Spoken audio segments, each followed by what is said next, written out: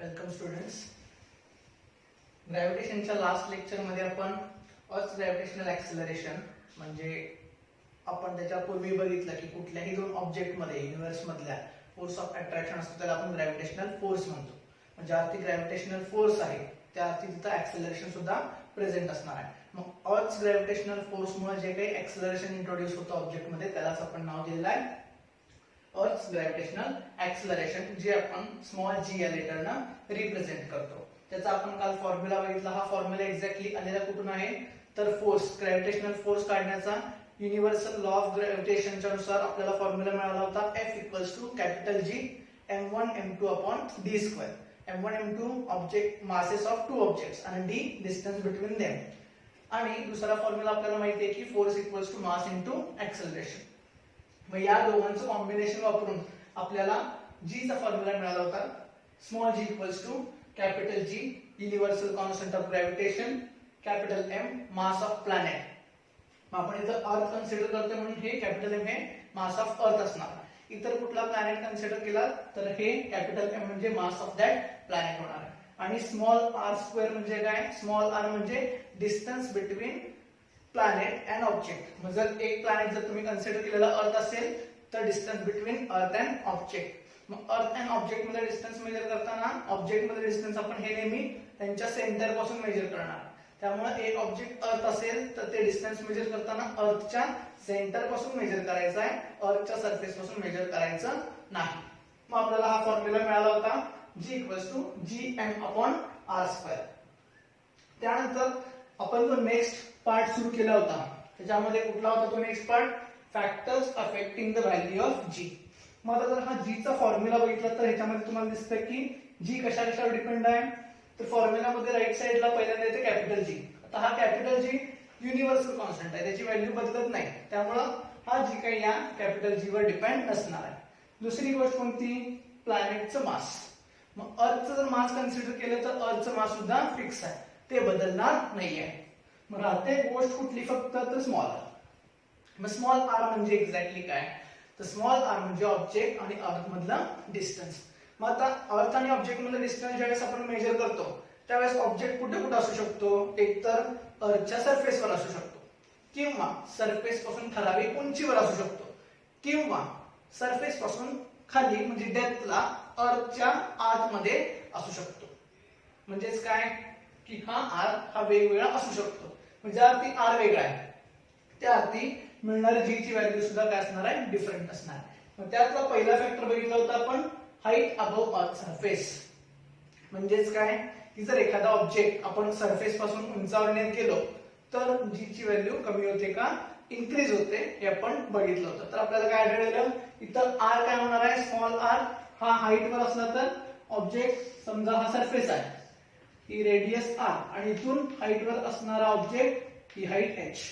मग सेंटर आणि ऑब्जेक्ट यांच्यातलं जे अंतर आहे स्मॉल r ते काय होणार आहे? कॅपिटल R म्हणजे रेडियस ऑफ अर्थ प्लस h म्हणजे हाईट ऑफ ऑब्जेक्ट. पण ही जी हाईट आहे ही हाईट मेजर करताना अर्थ सरफेस पासून मेजर करायची आहे, सेंटर पासून मेजर करायची नाही. त्यामुळे जसजशी हाईट वाढणार तस तसं हे स्मॉल r हे अंतर हे काय होणार आहे? वाढणार आहे. आणि हे डिनॉमिनेटर मध्ये असल्यामुळे डिनॉमिनेटर जर इन्क्रीज झाला तर येणारा आन्सर G चं काय होणार आहे? डिक्रीज होणार आहे. त्यामुळे as height of an object increases the value of G decreases. म्हणजे जसं आपण सरफेस पासून उंचावर जाऊ तसं G ची व्हॅल्यू डिक्रीज व्हायला सुरुवात होणार आहे. हा बघितलेला आपण पहिला फॅक्टर. त्यानंतर दुसरा फॅक्टर बघितलेला shape of earth. Shape of earth म्हणजे काय की आता फॉर्म्युला मध्ये जर बघितला तर स्मॉल r. मग जर समजा आपण अर्थच्या सरफेसवर असू, मग अर्थच्या सरफेसवर असताना ही हाईट h काय होणार आहे? 0 होणार आहे. त्यामुळे सेंटर आणि ऑब्जेक्ट यांच्यातलं डिस्टन्स हे नथिंग बट काय असणार आहे? रेडियस ऑफ अर्थ म्हणजे कॅपिटल R. त्यामुळे इथं स्मॉल r च्या ऐवजी कॅपिटल R येणार आहे. पण अर्थचा जो शेप आहे तो परफेक्ट स्फिअर नाहीये, तर त्याला ऑब्लॉइड शेप म्हणायचं. म्हणजे काय थोडक्यात की जो पोल आहे नॉर्थ पोल, साऊथ पोल आणि सेंटरला इक्वेटर आहे, तर इक्वेटरला अर्थ ही बल्ज झालेली आहे. बल्ज झाली म्हणजे काय तिथे रेडियस अर्थची कंपॅरेटिव्हली जास्त आहे आणि पोलला फ्लॅटन झालेली आहे. म्हणजे पोलला त्याची रेडियस थोडीशी कमी झालेली आहे, कंपॅरेटिव्हली कमी झालेली आहे. मग डिनॉमिनेटर मध्ये रेडियस आहे, रेडियस जितकी कमी तितकी G ची व्हॅल्यू जास्त. रेडियस पोलला कमी, जी ची व्हॅल्यू जास्त, रेडियस इक्वेटरला जास्त, जी ची व्हॅल्यू कमी. तर हे दोन फॅक्टर आपण प्रिव्हियस लेक्चर मध्ये बघितले होते. तर आज आपण बघणार आहे तिसरा फॅक्टर म्हणजे डेप्थ. आता डेप्थ म्हणजे काय की खोली. उंची हाईट सरफेस पासून मोजणार आहे, तसं डेप्थ सुद्धा आपण सरफेसच्या खाली मोजणार. मग आता इथे बघा, समजा या पद्धतीने आपली अर्थ आहे.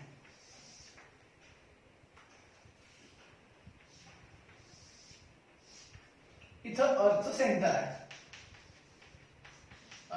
मग आता काय, समजा आपण आता डेप्थला जाणार म्हणजे काय की डेप्थ पण मोजताना आपण अर्थच्या सरफेस पासून मोजणार. जसं आपण हाईट मेजर करताना अर्थच्या सरफेस पासून केली, तसं डेप्थ सुद्धा मेजर करताना आपण कुठून मेजर करणार आहे, अर्थच्या सरफेस पासून मेजर करणार.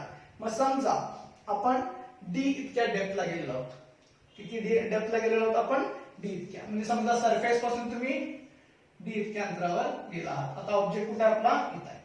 हे अंतर स्मॉल डी आहे, इथून ते इथपर्यंत.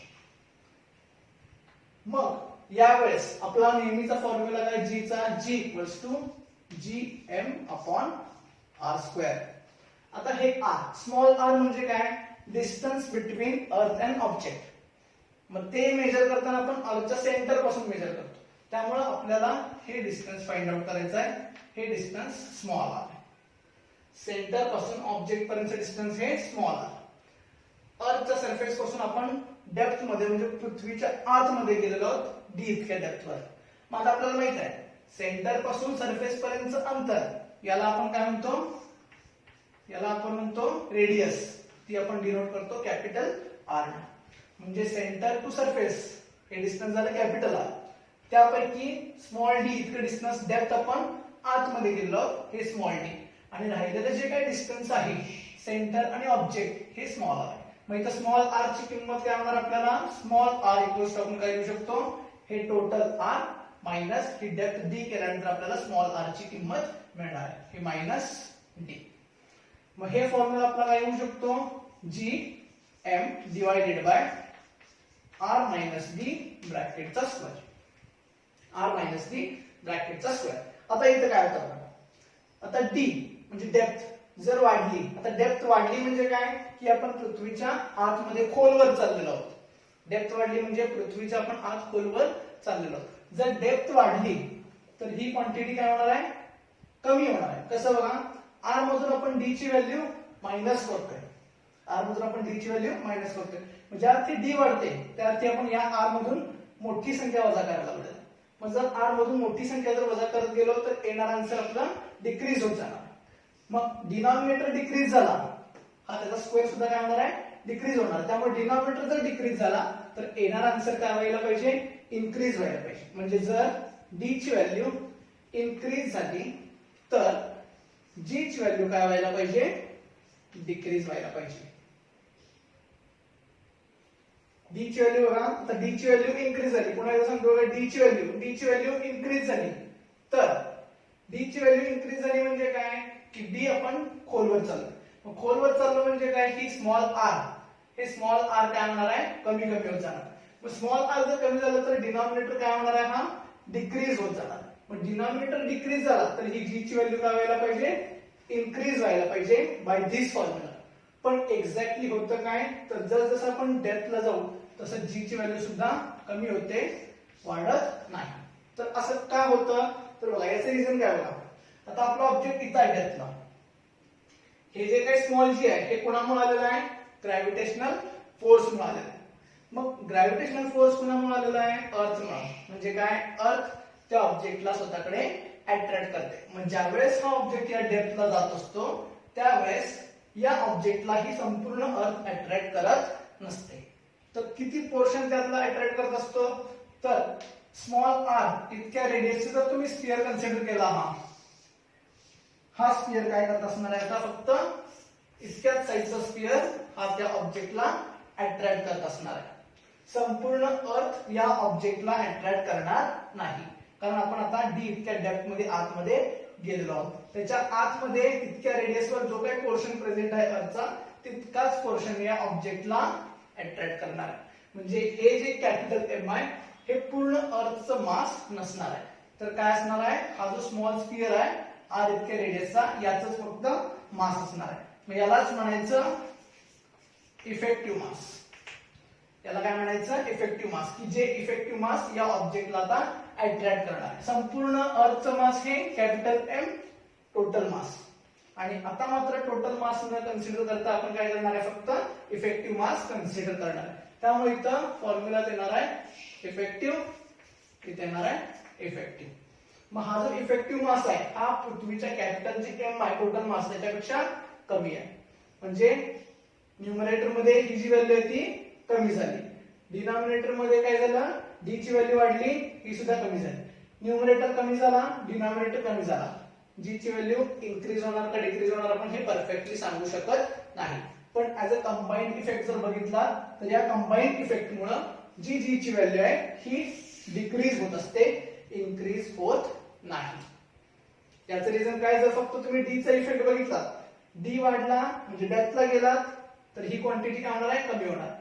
डिनॉमिनेटर कमी झाला, येणार आन्सर वाढणार, जी वाढणार. पण ऍक्च्युअली असं होत नाही. का, कारण न्यूमरेटर मध्ये जो एम आहे तो आता टोटल एम नसून तितक्याच रेडियसचा हा इफेक्टिव्ह मास असणार.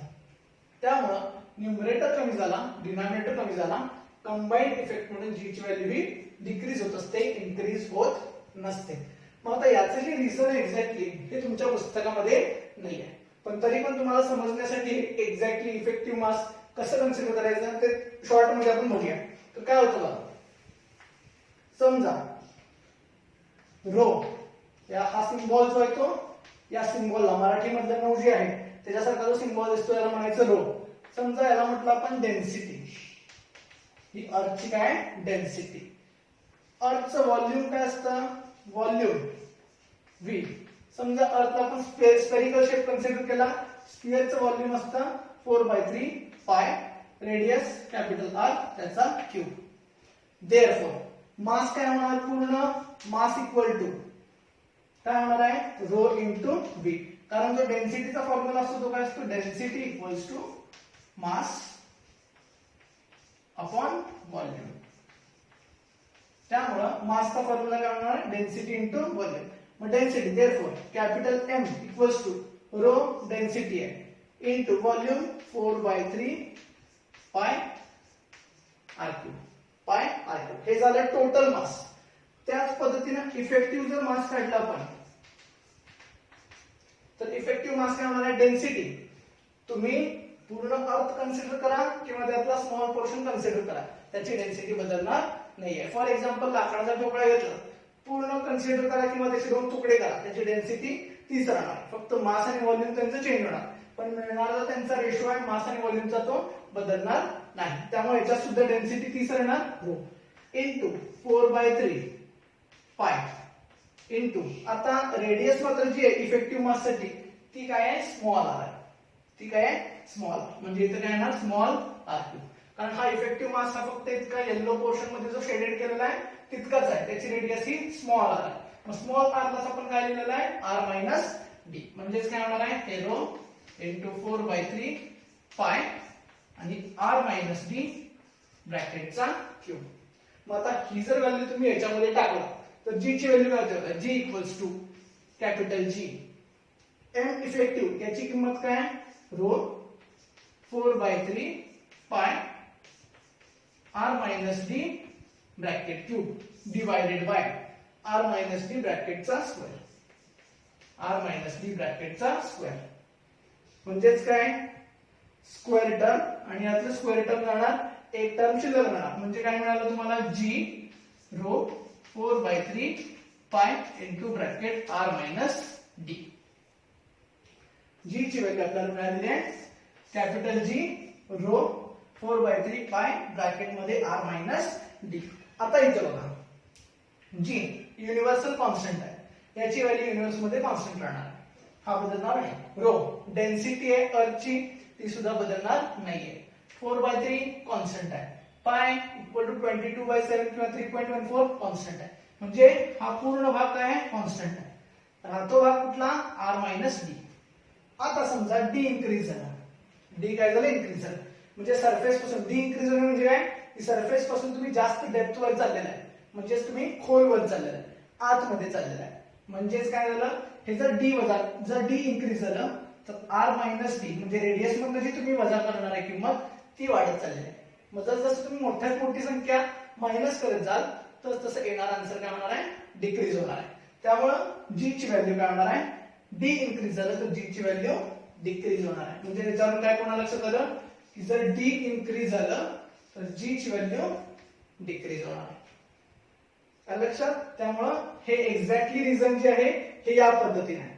पण आपल्या टेक्स्टबुक मध्ये हे रिझन तुम्हाला एक्झॅक्टली हे कशामुळे होतंय हे दिलेलं नाहीये. तुम्हाला फक्त काय सांगितलेलं आहे पुस्तकामध्ये फॉर्म्युला बघा, जी एम अपॉन आर आहे ते आर मायनस डी त्याचा स्क्वेअर. डी इन्क्रीज झालं तर हे डिनॉमिनेटर डिक्रीज होणार आहे. कॅपिटल एम सुद्धा काय होणार आहे, डिक्रीज होणार आहे. कारण जर जसं तुम्ही खाली जाल तसं जो पोर्शन अर्थचा अट्रॅक्ट करणार आहे तो सुद्धा डिक्रीज होत जाणार आहे. त्यामुळे हे इफेक्टिव्ह मास जे आहे ते सुद्धा डिक्रीज होणार आहे. मग न्यूमरेटर सुद्धा डिक्रीज झाला, डिनॉमिनेटर सुद्धा डिक्रीज झाला. त्या दोघांचा कंबाईंड इफेक्ट म्हणून जी ची व्हॅल्यू डिक्रीज होत असते. असं फक्त रिझन आपल्या पुस्तकामध्ये दिलेलं आहे. पण त्याचं एक्झॅक्ट रिझन, मॅथमॅटिकल रिझन त्याचं हे या पद्धतीने. त्यामुळं आपल्याला कुठली गोष्ट लक्षात आली की जसं आपण जास्त डेप्थ वर जाऊ तसं जी ची व्हॅल्यू ही डिक्रीज होत जाते. म्हणजेच काय, जर डी वाढला इन्क्रीज झालं म्हणजे आपण डेप्थला गेलो तर जी ची व्हॅल्यू ही डिक्रीज होत असते. म्हणजे आतापर्यंत जे फॅक्टर्स बघितला ते सगळे कंबाईंड जर लिहिलात तर एच इन्क्रीज झालं, जी ची व्हॅल्यू डिक्रीज.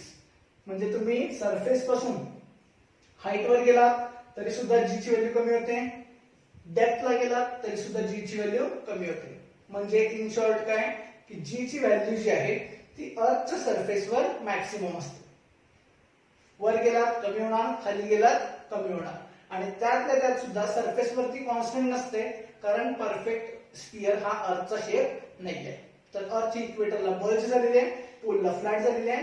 त्यामुळं जी ची जी व्हॅल्यू आहे ती पोलला मॅक्सिमम असते, सरफेसवर इक्वेटरला मिनिमम असते. हाईटला गेला डिक्रीज होणार आहे, डेप्थला गेला तरी सुद्धा डिक्रीज होणार. मग त्याचा जर तुम्ही ग्राफ बघितला, आता हा सुद्धा ग्राफ पुस्तकामध्ये नाहीये पण तरी सुद्धा समजा हे डिस्टन्स आहे आणि इथे जी ची व्हॅल्यू आहे. समजा हे झिरो डिस्टन्स. झिरो म्हणजे काय की आपण अर्थच्या सेंटरला डिस्टन्स मेजर करताना आपण अर्थच्या सेंटर पासून मेजर करतो. मग अर्थच्या सेंटरला व्हॅल्यू किती असते अजून आपण बघणार आहोत. इथून जर सुरू झाला समजा इथं रेडियस आहे, कॅपिटल आर म्हणजे अर्थची रेडियस म्हणजे तुम्ही सरफेसवर आला. सरफेसवर तुम्हाला माहिती व्हॅल्यू जर आपण अप्रॉक्सिमेटली त्याला 9.8 म्हणूया मीटर पर सेकंड स्क्वेअर. जर तुम्ही डेप्थला गेला तरी सुद्धा व्हॅल्यू कमी होणार, हाईटला गेला तरी सुद्धा व्हॅल्यू कमी होणार. मग याचा जर तुम्ही ग्राफ बघितला तर तो या पद्धतीने असतो. या पद्धतीने तुम्हाला जी म्हणजे acceleration due to gravity versus डिस्टन्सचा ग्राफ मिळेल. म्हणजेच काय, जर सेंटरला बघितला ऍट सेंटर ऑफ अर्थ तर सेंटर ऑफ अर्थला जी ची व्हॅल्यू जी असते ती 0 मीटर पर सेकंड स्क्वेअर असते. सेंटरला जी ची व्हॅल्यू किती असणार आहे, 0 मीटर पर सेकंड स्क्वेअर. मग असं का, तर आपला जर फॉर्म्युला बघितला तुम्ही g equals to G M upon r square. सेंटरला गेलात म्हणजे काय, आता ऑब्जेक्ट इथं आपला. मग ऑब्जेक्ट जर सेंटरला असेल तर ऑब्जेक्टचं अर्थ पासून डिस्टन्स म्हणजे सेंटर पासूनचं डिस्टन्स किती होणार आहे, 0. म्हणजे आर ची किंमत झाली 0. त्याच वेळेस एम ची किंमत काय होणार, इफेक्टिव्ह मास. म्हणजे जर तुम्ही बरोबर सेंटरला गेलात तर इफेक्टिव्ह मास आहे की जे ऑब्जेक्टला अट्रॅक्ट करते ते सुद्धा काय होणार आहे, 0 होणार आहे. कारण तुम्ही पॉइंटला गेलात तिथे कुठलाही मास नाही आहे. म्हणजेच काय, हा काय झाला 0 डिवाइडेड बाय 0 म्हणजे 0/0 फॉर्म, ज्याचा आन्सर आपल्याला फाइंड आउट करता येत नाही. पण जर तुम्ही लॉजिकली विचार केला की हे सगळं जे काही ग्रॅव्हिटेशनल ऍक्सेलरेशन आलेलं आहे हे कशामुळे आलेलं आहे, ग्रॅव्हिटेशनल फोर्स म्हणून. ग्रॅव्हिटेशनल फोर्स कुणामुळे आला, ऑब्जेक्ट असल्यामुळे. आणि तो कशावर डिपेंड असतो, ऑब्जेक्टच्या मासवर. म्हणजे जर इथं बघितलात पॉइंटला सेंटरला तर मास 0 म्हणजे काय, तिथं ऑब्जेक्टच नाहीये. इन शॉर्ट मास 0 म्हणजे काय, तिथं ऑब्जेक्ट प्रेझेंट नाहीये. मग ऑब्जेक्ट जर नसेल तर ग्रॅव्हिटेशनल फोर्स सुद्धा नसणार आहे, त्यामुळे ग्रॅव्हिटेशनल ऍक्सेलरेशन सुद्धा नसणार आहे. त्यामुळे आपण काय म्हणत असतो की जर सेंटरला जर बघितलं आपण अर्थच्या तर सेंटरला जी ची व्हॅल्यू 0 असते, g equals to 0 meter per second square. त्यामुळे जर ग्राफ बघितला तर 0 डिस्टन्स म्हणजे तुम्ही सेंटरला 0 ला जी ची व्हॅल्यू 0 आहे, सरफेसला r इतक्या डिस्टन्सवर म्हणजे तुम्ही अर्थच्या बरोबर सरफेसवर आहेत, कारण डिस्टन्स मेजर करताना आपण सेंटर पासून करतो. सरफेसला ही व्हॅल्यू मॅक्सिमम असणार आहे, म्हणजे सरफेस पासून डेप्थला गेला तरी सुद्धा कमी होते, हाईटला गेला तरी सुद्धा कमी होते. म्हणजे जी वर इफेक्ट करणारे फॅक्टर्स कुठले कुठले आहेत? पहिला फॅक्टर आहे हाईट. हाईट जर इन्क्रीज झाली तर जी ची व्हॅल्यू डिक्रीज होते. दुसरा फॅक्टर आहे डेप्थ. डेप्थ जर इन्क्रीज झाली म्हणजे जर तुम्ही अर्थच्या सरफेसच्या आतमध्ये जर तुम्ही डेप्थला गेलात, डेप्थ इन्क्रीज झाली तरी सुद्धा जी ची व्हॅल्यू कमी होते. आणि सरफेसवर याचा अर्थ मॅक्सिमम असते, पण सरफेसवर सुद्धा ती कॉन्स्टंट नसून ती व्हेरी होते. तर का? कारण अर्थचा शेप हा परफेक्ट स्फिअर नाही. अर्थची जी रेडियस आहे ती इक्वेटरला जास्त आहे, पोलला कमी आहे. त्यामुळे पोलला जी ची व्हॅल्यू जास्त, इक्वेटरला कमी. तर अशा पद्धतीने आपण हे जे 3 फॅक्टर आहेत की जे जी च्या व्हॅल्यूवर अफेक्ट करतात, हे 3 आपण फॅक्टर आता बघितलेले आहेत. तर अशा पद्धतीने आपण हे 3 फॅक्टर्स बघितले आहेत. त्यातले 2 हे फॅक्टर्स ऑलरेडी इथे लिहिलेले आहेत. हा जो थर्ड फॅक्टर आहे तो काय असणार आहे? डेप्थ. डेप्थ डी ने रिप्रेझेंट करायचं. डेप्थ इन्क्रीज झाली तर जी ची व्हॅल्यू डिक्रीज होते. हे 3 फॅक्टर आपण आता बघितलेले आहेत. मग आता तुम्हाला एक प्रश्न सांगतो. समजा या पद्धतीने हा अर्थचा सरफेस आहे, इथं अर्थचं सेंटर आहे. काय केलं? आता आपण जनरली बोर मारतो जमिनीमध्ये, बरोबर? बोर मारतो म्हणजे काय की एक होल पाडतो. आता त्याच पद्धतीने समजा तुम्ही एक होल पाडला, म्हणजे तुम्ही इथनं होल पाडायला सुरुवात केली आणि तुम्ही आर पार त्याला होल पाडला. आता हे होल कसं पाडलेलं आहे? तुम्ही आर पार पाडलेलं आहे. आता आर पार होल पाडल्यामुळे हे जरी तुम्हाला डायग्राम मध्ये दिसत असेल तर अर्थचे 2 भाग होणार नाहीत, कारण अर्थचा जो हा शेप आहे हा स्फेरिकल आहे, हा सर्क्युलर नाही आहे. स्फेरिकल म्हणजे टेनिस बॉल. समजा टेनिस बॉलला तुम्ही एक दाभण घ्या आणि त्याला आर पार होल पाडा, त्याच्यासारखं आहे. त्यांना आर पार होल पडल्यामुळे काय स्फिअरचे किंवा टेनिस बॉलचे 2 भाग होत नाही, फक्त एक तुम्हाला होल दिसेल. आता काय करायचं? इथे एक ऑब्जेक्ट आहे तुमच्याकडे. हा ऑब्जेक्ट तुम्ही त्या होल मध्ये ड्रॉप केला तर काय होईल? प्रश्न काय पुन्हा एकदा समजून घ्या. हा जो अर्थचा सरफेस आहे याला तुम्ही एक थ्रू आउट एक होल केलेला आहे. थ्रू आउट म्हणजे काय?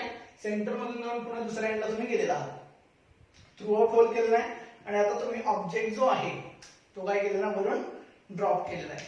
तर ऑब्जेक्ट काय म्हणजे तो इथे जाऊनच थांबेल का सेंटरला जाऊन थांबेल का पुढून निघून जाईल का काय होईल हे तुम्हाला शोधून काढायचं. हा खूप इंटरेस्टिंग प्रश्न आहे. हा थोडासा विचार करून सोडवण्याचा प्रयत्न करा. याच्यामध्ये तुम्ही आता जे काही शिकलेले फॅक्टर्स वगैरे जी कशावर डिपेंड असतो किंवा आणखी जे काही फोर्स रिलेटेड जे काही टर्म्स आहेत त्यांचा उपयोग याच्यामध्ये होणार आहे.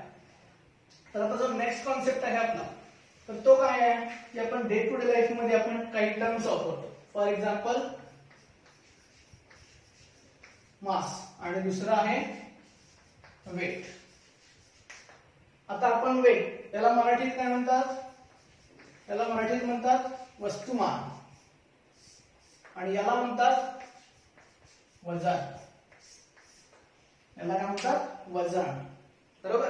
आता या आपण डे टू डे लाईफ मध्ये ही तरी टर्म आपण खूप डे टू डे लाईफ मध्ये रेग्युलरली वापरत असतो, पण या दोन्ही टर्म मध्ये सायंटिफिकली चेंजेस आहेत किंवा सायंटिफिक रिझनचा काय डिफरन्स काय आहे तो आपण यावेळेस आता समजून घेणार आहोत.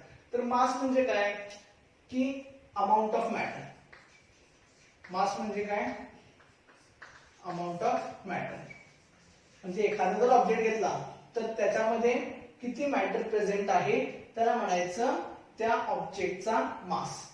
वेट म्हणजे काय की आता समजा तुम्ही फॉर एक्झाम्पल जर दुकानात गेलात तर वेटला आपण मराठीत म्हणतो वजन. बघा आता मराठीत म्हणतो आपण वजन. 1 किलोग्राम वजनाची साखर द्या. म्हणजे आपण किंवा ते ठेवलेले वजन जे असतं 5 किलोचं वजन ठेवलेलं आहे असं आपण म्हणतो. म्हणजे 5 किलो वजन आहे असं म्हणत असतो पण ते ऍक्च्युअली वजन नसून काय असतं? वस्तुमान असतं. ते त्या ऑब्जेक्टचं मास असतं, वेट नसतं. म्हणजे आपण डे टू डे लाईफ मध्ये ज्या काही टर्मिनॉलॉजीज वापरतो त्या सायंटिफिकली इनकरेक्ट असतात. आपण असं कधी म्हणत नाही की 5 किलो वस्तुमान ठेवलेलं आहे. आपण म्हणताना म्हणतो की 5 किलो वजन ठेवलेलं आहे, पण ते वजन नसून काय असतं? वस्तुमान असतं. वेट म्हणजे काय की वेट म्हणजे नथिंग बट फोर्स. वेट हे नथिंग बट काय असतो? फोर्स. मग कसला फोर्स?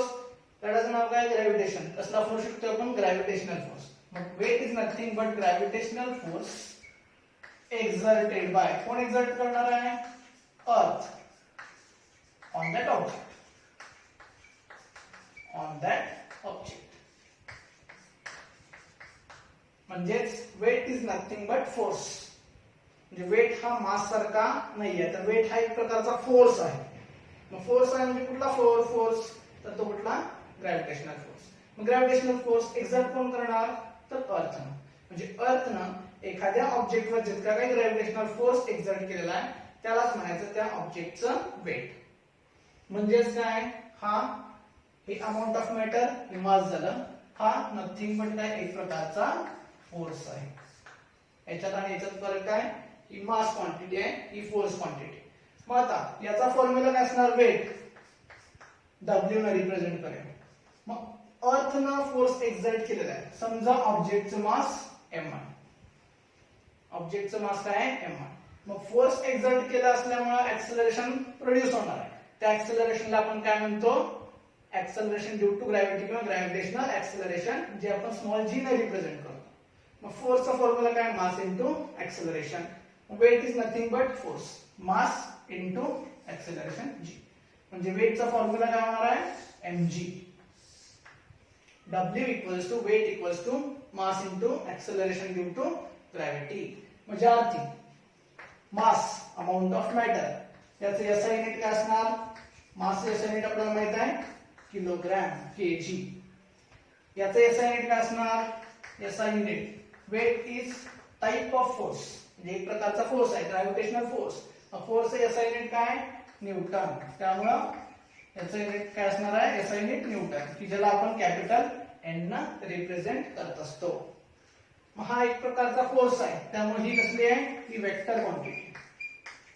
ही कसली क्वांटिटी आहे वेक्टर क्वांटिटी. कारण फोर्स ही कशी आहे वेक्टर क्वांटिटी. फोर्स रिप्रेझेंट करण्यासाठी फक्त त्याची व्हॅल्यू सांगून चालत नाही तर आपण कोणत्या दिशेने फोर्स लावलेला आहे हे सुद्धा सांगणं आवश्यक आहे. कारण ज्या दिशेने आपण फोर्स लावलेला आहे त्याच्यानुसार त्या ऑब्जेक्टवर होणारा परिणाम जो इफेक्ट जो आहे तो चेंज होऊ शकतो. त्यामुळे फोर्स रिप्रेझेंट करण्यासाठी त्याची व्हॅल्यू म्हणजे मॅग्निट्यूड आणि डायरेक्शन दोन्ही सांगण्याची आवश्यकता असते. त्यामुळे फोर्स वेक्टर क्वांटिटी आहे. हा force weight is nothing but force त्यामुळे वेट ही सुद्धा वेक्टर क्वांटिटी आहे. मग वेट म्हणजे काय ग्रॅव्हिटेशनल फोर्स. ग्रॅव्हिटेशनल फोर्सची डायरेक्शन कुठे असते टुवर्ड्स सेंटर ऑफ अर्थ.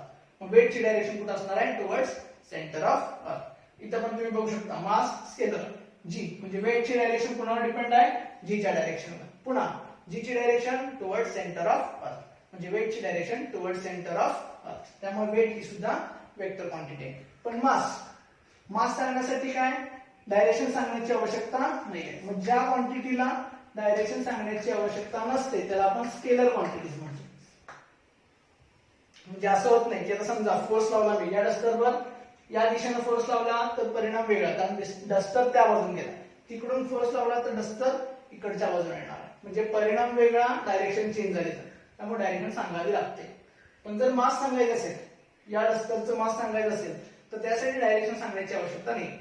कारण आपण असं म्हणणार नाही की या डायरेक्शन मध्ये याचं मास 5 किलो आहे किंवा या डायरेक्शन मध्ये याचं मास 1 kg आहे असं म्हणणार नाहीये. कारण मास हे काय अमाऊंट ऑफ मॅटर म्हणजे याच्यामध्ये किती मॅटर प्रेझेंट आहे हे काय डायरेक्शनवर डिपेंड नसतं. त्यामुळे मास ही स्केलर क्वांटिटी. त्यामुळे हा या दोघांमधला फरक आहे. आणखी एक महत्त्वाचा फॅक्टर कुठला आहे तर इथं बघा W वेट याचा फॉर्म्युला काय मास इनटू ग्रॅव्हिटेशनल ऍक्सेलरेशन. मग आता जो प्रीवियस पॉइंट बघितला आपण factors affecting value of g म्हणजेच काय ही g ची व्हॅल्यू असते ही काय सगळीकडे युनिव्हर्स मध्ये कॉन्स्टंट नाहीये. कारण ही जी व्हॅल्यू आहे ही डिफरंट फॅक्टर्स वर डिपेंड असते. ते फॅक्टर्स आपण बघितले. हाईट वर गेलात जी ची व्हॅल्यू डिक्रीज होते. डेप्थला गेलात जी ची व्हॅल्यू डिक्रीज होते. इव्हन सरफेस अर्थच्या सरफेसवर तुम्ही पोल कडून इक्वेटरला गेलात तरी सुद्धा जी ची व्हॅल्यू चेंज होत असते. त्यामुळे ज्या अर्थी या जी ची व्हॅल्यू बदलत राहते त्या अर्थी या फॉर्म्युला मध्ये येणारा जो जी आहे याच्यामुळं हे एनर्जी वेट आहे ते सुद्धा काय असणार आहे बदलणार आहे. म्हणजेच पुढचा पॉइंट काय की weight changes from place to place. म्हणजे वेट हे डिफरंट पोझिशनला म्हणजे डिफरंट प्लेसेसला एकाच ऑब्जेक्टचं वेट हे वेगवेगळं असू शकतं. पण मास जर बघितला तर मास हे तुम्ही युनिव्हर्स मध्ये कुठेही गेलात तरी ऑब्जेक्टचं मास चेंज होत नाही. Mass same at all places. Same at all places म्हणजे हा जो डस्टर आहे किंवा हा जो चॉक आहे, हा चॉक जर तुम्ही एरोप्लेन मधून काही हाईट वर जरी गेलात तरी याचं मास चेंज होणार नाही. कारण मास म्हणजे याच्यात प्रेझेंट असणारा मॅटर.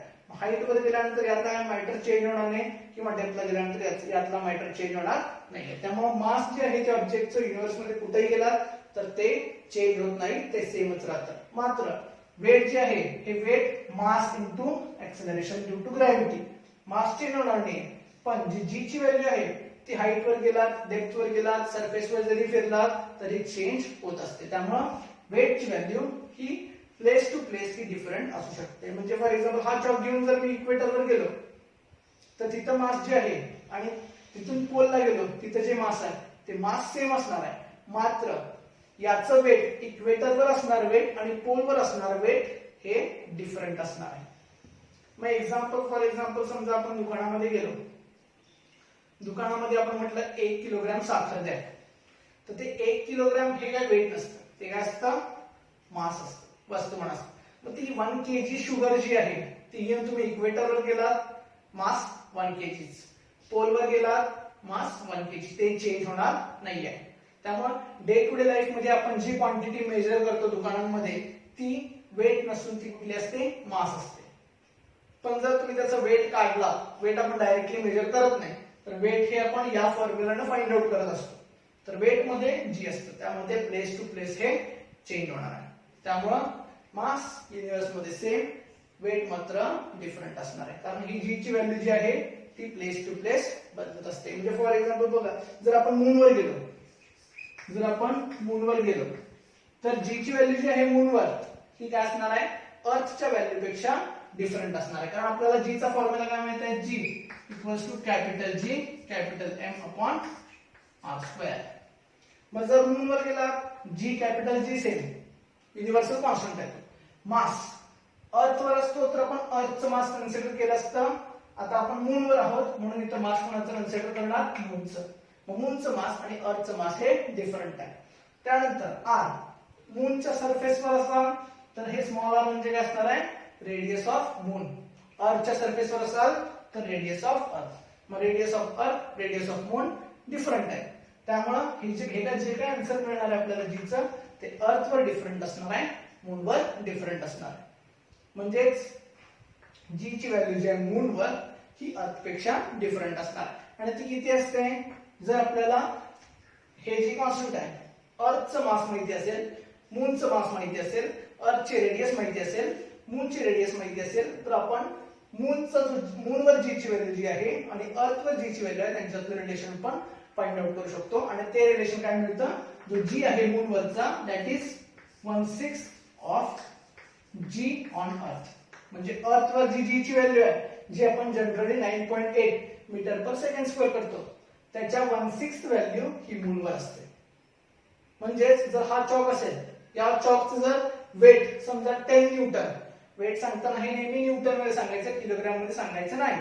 समजा या चॉकचं वेट 10 न्यूटन आहे अर्थवर आणि हाच चॉक जर आपण घेऊन मूनवर गेलो तर मूनवर गेल्यानंतर समजा याचं मास 1 kg आहे, वेट 10 न्यूटन आहे अर्थवर. मूनवर घेऊन गेलो, मास 1 kg राहणार आहे, चेंज होणार नाहीये. कारण मास हे पोझिशनवर किंवा प्लेसवर डिपेंड नसतं, पण वेट मात्र काय होणार आहे, चेंज होणार आहे. मग जर अर्थवर वेट 10 न्यूटन असेल, ज्या अर्थी जी ची व्हॅल्यू मूनवर 1/6 असते त्या अर्थी वेट सुद्धा काय होणार आहे, 1/6 होणार आहे. म्हणजे 10 डिवायडेड बाय 6 होणार. म्हणजे सेम चॉक, अर्थवर मास सेम, मूनवर मास सेम. अर्थवर वेट मात्र डिफरंट, मूनवर वेट डिफरंट. हा झाला मास आणि वेट यांच्यामधला मेन फरक. हे प्लेसवर डिपेंड नसतं, युनिव्हर्स मध्ये कॉन्स्टंट असतं. हे मात्र प्लेस टू प्लेस डिफरंट असू शकतं, कारण वेट हे ऍक्सेलरेशन ड्यू टू ग्रॅव्हिटीवर डिपेंड असतं. पुन्हा आणखी एक प्रश्न आहे. समजा आता आपण बघितलं की जी ची व्हॅल्यू आहे ग्रॅव्हिटेशनल ऍक्सेलरेशनची ती मूनवर डिफरंट असणार आहे आणि अर्थवर डिफरंट असणार आहे. समजा पुन्हा एक इंटरेस्टिंग प्रश्न अर्थवर आहे आणि हा समजा मून आहे. हा मून आहे. आता इथं जी ची व्हॅल्यू वेगळी आहे आणि इथं जी ची व्हॅल्यू ही मून वरची वेगळी, ही अर्थ वरची वेगळी. समजा आपण इथं उभा आहोत सरफेसवर. समजा आता तुम्ही जंप केलात, तुम्ही समजा 1 मीटर इतक्या हाईटवर जंप करू शकता. म्हणजे जंप केल्यानंतर म्हणजे तुमच्याकडे जी काही कॅपॅबिलिटी आहे ती कॅपॅबिलिटी वापरून तुम्ही जंप केला आणि तुम्हाला असा आढळलं की तुम्ही अर्थवर 1 मीटर इतक्या हाईट पर्यंत जंप करू शकता. मग आता सेम कॅपॅबिलिटीनं तुम्ही आता मूनवर गेलेला आहात. मग सेम कॅपॅबिलिटीने जर तुम्ही जंप केलात तर तुम्ही किती मीटर तुमचं जंप करू शकता. क्वेश्चन काय आहे, आपण अर्थ आणि मून कन्सिडर केलेला आहे. पहिल्यांदा आपण अर्थवर समजा आपण जी काय आपली ऍबिलिटी आहे त्याने आपण जंप केला, आपल्याला असं आढळलं की आपण 1 मीटर हाईटवर जंप करू शकतो. आता आपण मूनवर गेलो आहोत. मूनवर सुद्धा तेवढ्याच ऍबिलिटीने जंप केलं तर आपण मॅक्सिमम किती हाईटवर जंप करू शकतो हा त्याचा क्वेश्चन आहे. त्याच्यामध्ये आत्ताच आपण बघितलं की जी मून इज 1/6 ऑफ जी अर्थ असते. पुन्हा हाईट आहे, हाईट जी यांच्यातला संबंध आहे. आता इथं जंप करणार आहे आपण, त्यामुळे इथं व्हर्टिकल मोशन याच्यामध्ये न्यूटन्स लॉज ऑफ मोशन जे आहेत, कायनेमॅटिकल इक्वेशन जे आहेत,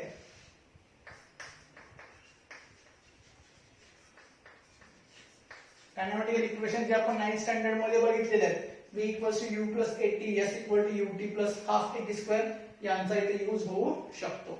पण ते यूज करताना g ची व्हॅल्यू मूनवर डिफरंट असते, अर्थवर डिफरंट असते. मूनवरची व्हॅल्यू ही अर्थवरच्या 1/6 असते, हे लक्षात ठेवा. त्यामुळे हे जे काही दोन प्रश्न विचारले हे काय टेक्स्ट बुक मधले आहेत किंवा कुठले आहेत असं नाही आहे, पण थोडंसं थिंकिंग लेवलचे जे काही क्वेश्चन्स आहेत. फॉर एक्झाम्पल 10th स्टँडर्ड आपल्याला एनटीएससी असते, मग एनटीएससी ला काही क्वेश्चन जे असतात ते थोडेसे थिंकिंग लेवलचे असतात. त्यासाठी त्या दृष्टीने हे दोन जे काही क्वेश्चन्स पोज केलेले आहेत त्यांचा आन्सर तुम्ही फाइंड आउट करण्याचा प्रयत्न करा. आजच्या लेक्चरमध्ये आपण हे फॅक्टर्स बघितलेले आहेत आणि मास आणि वेट मधला डिफरन्स बघितलेला आहे.